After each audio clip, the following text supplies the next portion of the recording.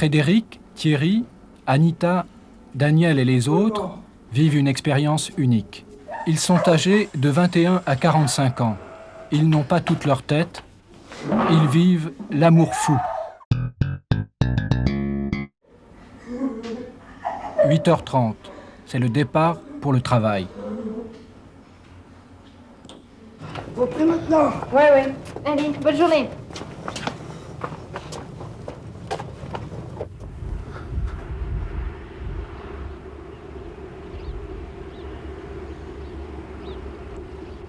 L'originalité de ce centre, où vivent 300 handicapés mentaux, dont 200 Français, est d'organiser la vie des couples. La sexualité y est reconnue comme un droit fondamental de la personne.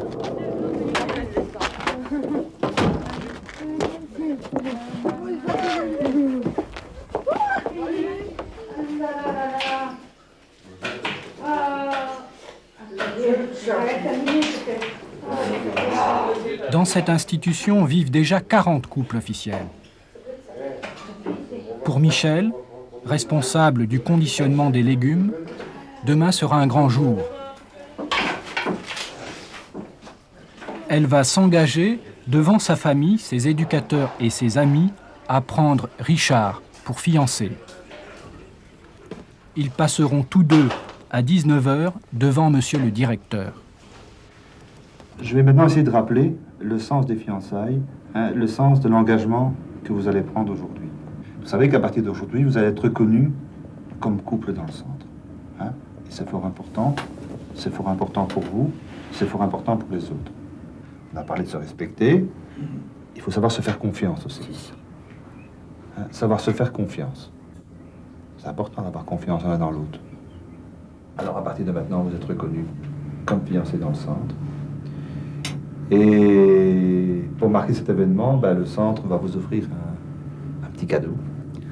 On va vous offrir un album photo. Vous allez faire une série de photos chez le photographe.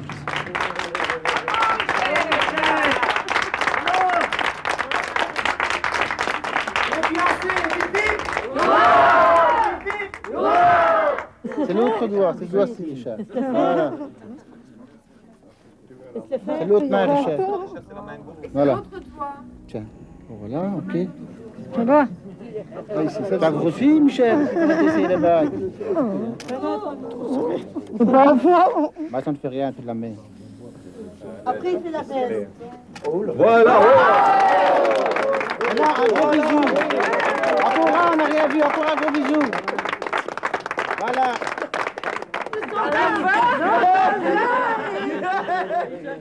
Coupe pas ton cœur en deux quand même. Bonne année. Allez, Richard, vas-y.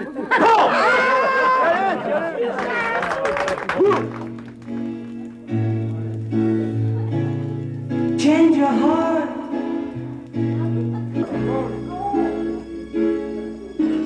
Everybody's falling sometime.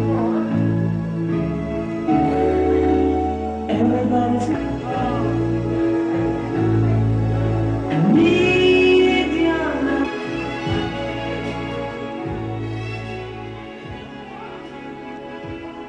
Il est 3h du matin.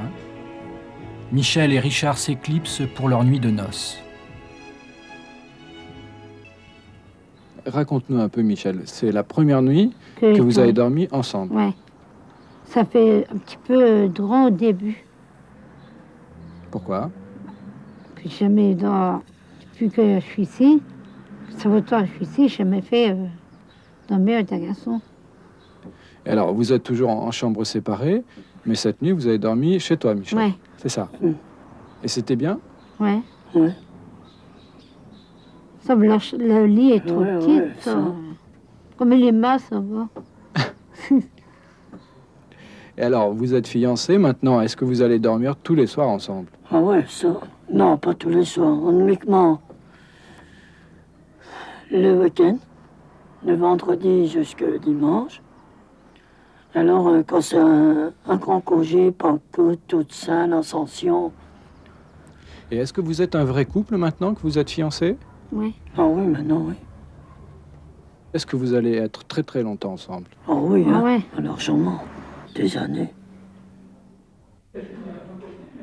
Comment vivre en couple quand on est handicapé mental, sévèrement touché? Anita, 35 ans, a choisi de prendre pour fiancé Thierry, 36 ans. C'était en novembre 1988. Thierry Godin, il est pas beau. Ça fait moi que le chemin de ma sœur. Où les bêches?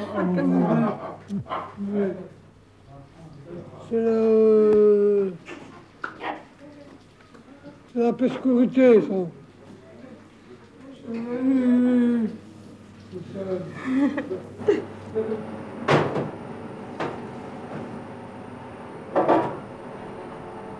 Thierry est commis à la boulangerie du centre.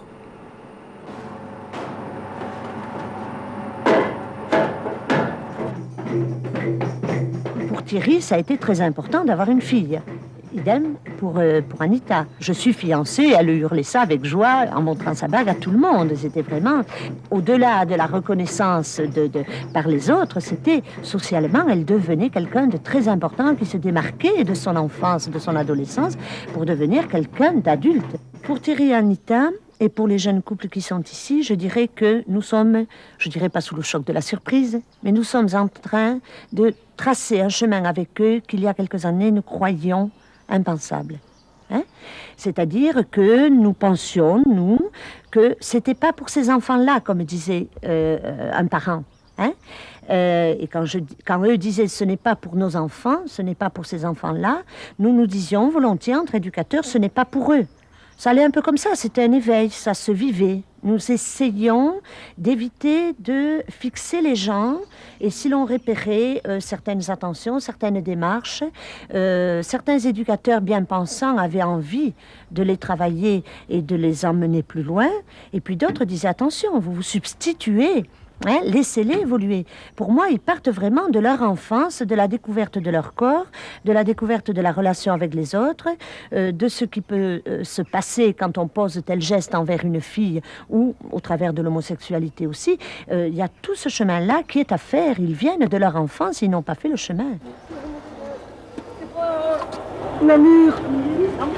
C'est pas ce train-là pour arriver à Namur? Non, c'est à la fois. Regardez sur les panneaux. Allez, je vais vous montrer. Venez. C'est normal la voie 2, à 14h16.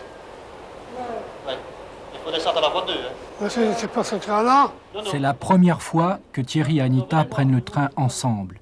Et partir en week-end est une épreuve qu'ils préparent depuis 6 mois avec un éducateur plutôt inquiet. Pour ce couple, l'un des objectifs prioritaires est d'apprendre à voyager seul jusqu'à Namur, où les attend belle-maman.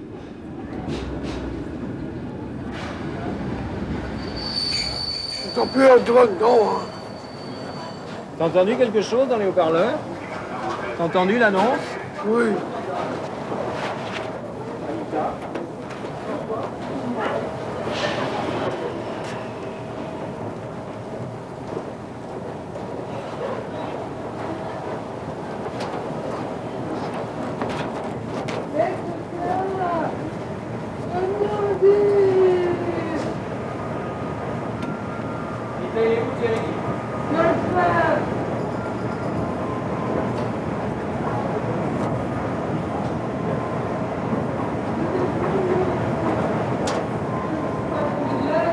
Ah, c'est celui-là.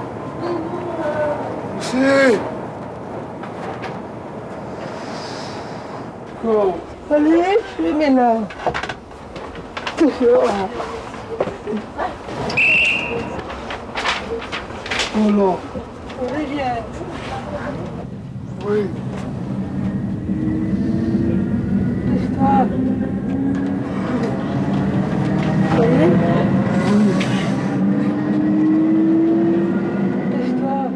Pendant tout le trajet, ils devront pointer gare après gare un itinéraire soigneusement dessiné.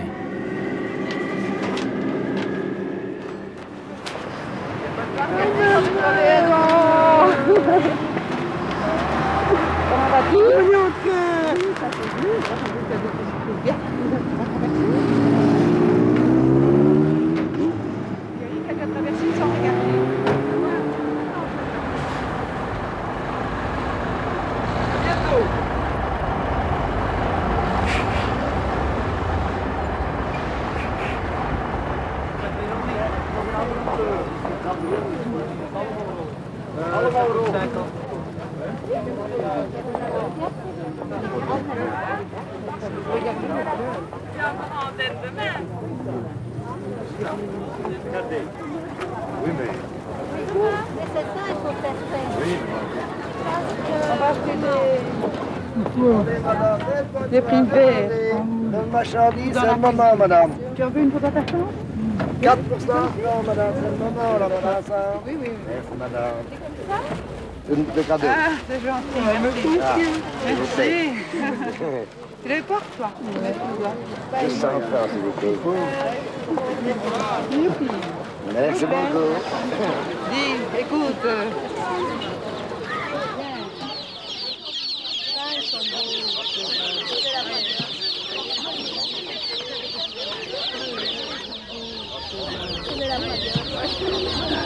Bonjour, c'est Anita? Oui, c'est moi. Ah bonjour, je suis une amie d'hiver. Bonjour. Dis, Charlotte, tu dis bonjour? Bonjour, c'est Anita et Thierry. Tu vois? Vous êtes là pour le week-end? Oui. Oui? C'est ça. Sur le mur. C'est beau Namur quand il fait beau, hein? Oui, sur le mur.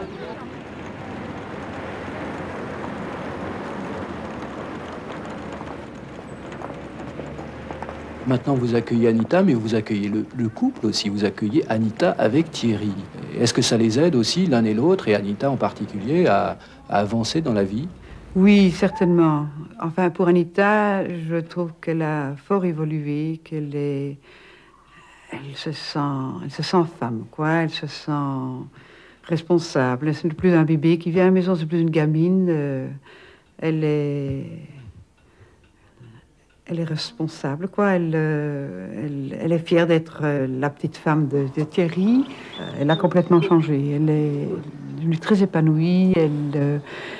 Elle aime venir parce qu'elle vit avec Thierry. Et puis quand elle est ici, elle est contente. Elle aime montrer sa maison, son chez-soi. Alors elle est toute fière. Et avant, comment elle était quand elle venait ici? Elle ne parlait pas, elle ne disait ni pipe mot, elle boudait, elle pleurait. Quand vous avez appris le projet de fiançailles d'Anita avec Thierry, comment vous avez réagi? Est-ce que c'était fait en accord avec vous? Mais je crois que j'ai été préparée et je trouvais ça tout à fait bien parce que j'avais entendu on en avait parlé au centre Fabiola avec les parents. On les avait plus ou moins préparés à ça et moi je trouvais ça fantastique. J'ai trouvé ça merveilleux pour Anita. Elle faisait comme tout le monde, elle faisait comme ses sœurs aussi. Elle avait sa vie, elle aussi, elle avait son fiancé, c'était merveilleux pour elle. Et puis, je trouve que l'important, c'est qu'ils soient heureux. L'important, c'est qu'ils puissent vivre la vie la plus normale possible, avec leur handicap, pouvoir vivre comme tout le monde, quoi. Et moi, c'est pas ta femme, ou quoi? Pourquoi? Tu n'es pas sa femme? Non. Non, c'est pas sa femme. Ouais, tu sais pourquoi? Parce que... Oui, je sais qui a dit que c'est pas ma femme. parce que parfois, je déconne, parfois. Parfois? Parfois, je raconte... Entre vous et Anita, est-ce qu'il y a eu comme, entre souvent les mères et les filles, une éducation sexuelle? Est-ce que vous avez appris à Anita comment vivre avec des hommes? Non, ça je ne lui ai pas. Je suppose que... Non, je dois dire que je suis encore la vieille école et c'était quand même un sujet assez tabou. C'était difficile d'en parler avec elle parce que je ne savais pas jusqu'où elle comprenait. Et non, je ne l'ai pas du tout éduquée à ce point de vue-là. Je ne sais pas, je suppose qu'on l'aura fait au centre Reine Fabiola, je ne sais pas. Vous ne savez pas si au centre Reine Fabiola, on en a parlé, si on lui a appris quelque chose là-dessus? Non, je ne sais rien. Je ne sais pas ce qu'ils vivent non plus, un eux deux. Et je ne sais pas si au centre Reine Fabiola, ils le savent exactement. Et qu'est-ce que vous aimeriez avoir en plus? En plus? En plus ou en mieux? Quel serait votre souhait le plus cher? Le train. Non, pas le train. Tu veux dire, Anita, prendre le train très souvent pour venir ici à Namur? Oui. C'est ça ton souhait le plus cher? Le train, ce qu'il aime. Ça, tu aimes bien, oui. Et moi, tu sais, je veux pas prendre le train. Tu sais pourquoi? Non. Parce que moi, je prends ma voiture et je viens ici avec ma femme. Il y a de grandes limites à l'avantage d'être en couple. Alors, quelle limite, par exemple? Ou dans le cas d'Anita et Thierry?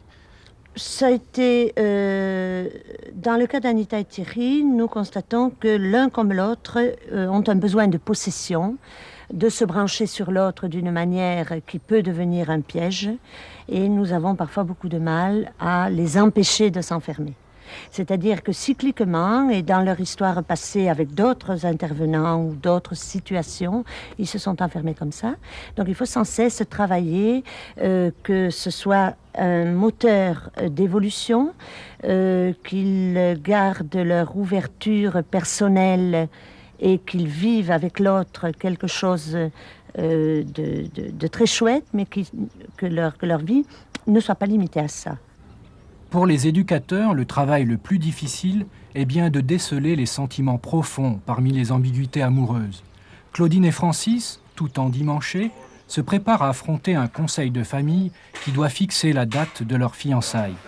Mais contre toute attente, Francis décidera qu'ils ne sont pas tout à fait prêts.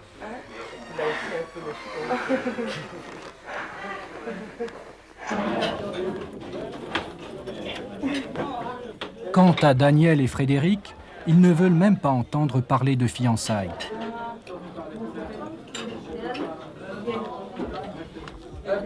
Ils vivent leur vie amoureuse, ensemble ou chacun de son côté. C'est le couple papillonnant.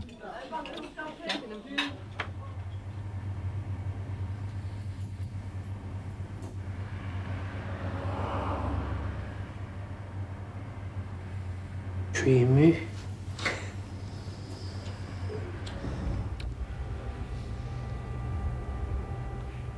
Frédéric, tu aimes bien faire des visages, tu aimes bien faire des portraits. Oui, les portraits, j'aime bien.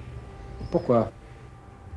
Et pour que il a des physiques bien faites. J'ai dessiné une femme nue pour passer à Daniel. Bon, pas que moi je l'ai vu tout nu en faisant l'amour comme moi j'étais dans sa chambre à elle.